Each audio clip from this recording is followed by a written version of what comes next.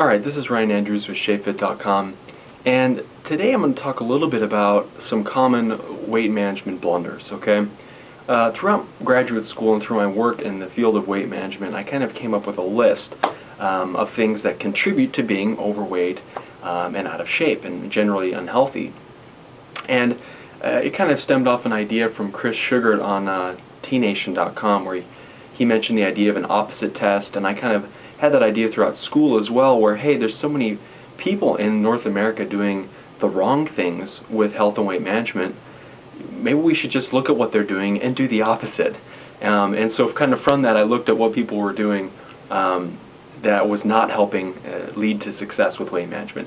So I'm going to go over a few of these, and you can kind of think about each one. I got some extra motivation today to talk about these because I've seen them this week in my office a lot. And so it's especially frustrating. First off, skipping breakfast or just having a really nutritionally pathetic breakfast. I had a client this week he's about 350 pounds, so he's taken some gradual steps to losing weight, and his breakfast consists of a light yogurt, so a diet yogurt, artificially sweetened, and a Diet Pepsi. And his biggest obstacle with nutrition right now is being famished and overly hungry at about 10 a.m. Now, why could this be? Maybe because he's having a light yogurt and a Diet Pepsi. Maybe about, 60 calories, probably getting, more artificial sweetener than good nutrition for that first meal of the day. So front load those calories, take in a more substantial breakfast.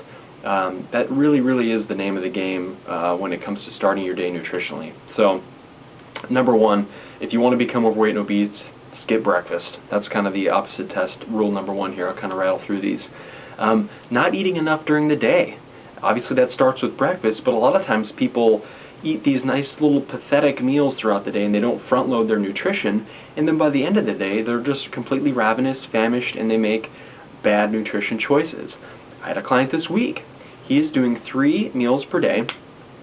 Each of them are prepackaged frozen meals, like lean cuisine type things. That's under 1,000 calories by the time it's 6 o'clock in the evening. This guy's about 260 pounds. And he says, when it gets to be about 7, 8 at night, he's just ravenous. He's completely hungry. Really? You're eating about 800 calories throughout the day, no doubt. And then the ironic thing is that when I make a suggestion like, hey, let's eat more during the day, bring some veggies, bring some hummus, have some nuts on oatmeal in the morning, something like that. Ryan, no, that's too many extra calories. I'm going to gain weight. No, you know what I think the problem is? Being ravenous at 8 p.m. and eating a large pizza. That's going to be too many calories, okay? Not the adding a little bit of nutrition throughout the day. So make sure and eat enough during the day. We have a country full of chronic undereaters. It's amazing how you can get in that feast and famine cycle. Famine during the day and feast. Just like sumo wrestlers, right? So that's number 2, not eating enough during the day. Number 3, eating an extra large dinner. This goes hand in hand with the first 2. If you're skipping breakfast and not eating enough during the day, we tend to eat a huge meal at the end of the day, and then we go to sleep right after. And by that point, we're making bad nutrition choices anyways. So to become overweight and obese, eat an extra large dinner. How else? The next point on my opposite test here, don't exercise 4 to 7 hours a week. 4 to 7 hours a week of exercise is usually what it takes to achieve your body composition goals and health goals. About 5 hours, you start to feel much better about your body. 5 hours is a good amount of time to split evenly among, resistance exercises, conditioning exercises, flexibility work, things like that. So always make sure and match your expectations with what behaviors are taking place. If you're doing a walk twice a week for 20 minutes, awesome. You're on your way there. But don't expect radical body composition changes, okay? That might only come when you get the 4 to 7 hour per week mark. Use the elevator. Any way you can save energy during the day, do it. That will help contribute to being overweight and obese, so use that elevator. Don't clean your house or wash your car. Hire somebody to do it. You'll lose out on money and extra physical activity, so you lose in both areas. Great. So here's the next one. Use your car for trips under 10 blocks.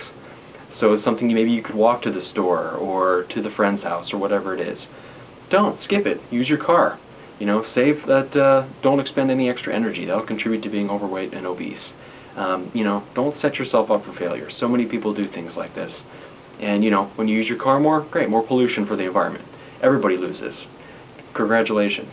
How fast you eat your meals. If you eat your meal very, very fast, like 5 minutes, and you don't allow that full nice 20-minute time frame to elapse, you might not have enough time to have that signal go from your gut up to your brain that says, hey, I'm getting food and I'm satisfied. So you got to allow at least 20 minutes. So kind of slow down and pace that meal a little bit. Regular dieting. Hopefully by now, and you notice from my other video segments, that regular fad diets lead to being overweight. I've never met anybody who has been successful on a fad diet long term. If you meet somebody, have them contact me. We can chat about it. I can't find anybody that is successful. So regular dieting, it just makes you preoccupied with food, you're out of touch with hunger and satiety cues, and you're too worried about detailed numbers. Bad situation. So regularly diet if you want to be overweight or obese. Sleep. There's a lot of emerging research on the area of sleep. Less than 6 hours a night leads to the satiety hormones being out of whack, glucose tolerance is out of whack, there's more time to eat bad foods. Usually late at night people don't make the best nutrition choices. So there's a lot of things that go hand in hand with sleep. It's hard to expect an excellent exercise regimen too when you're not meeting your sleep needs. It's kind of like the hierarchy of needs. You have to be well rested before you're going to be having an amazing workout session.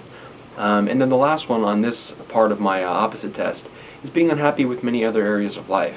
A lot of times when people are unhappy with job, family, friends, emotions, anything else going on, finances, they might use, food as something to mask the other areas of their life that are not going so well. So if they're unhappy somewhere, they might use food to kind of boost their mood a little bit. So that's part one of my opposite test on how to become overweight or obese. I'll stick with part two here, and you get a chance to digest some of these things and think about them and how they apply to your life, and we'll knock out part two here in a few minutes.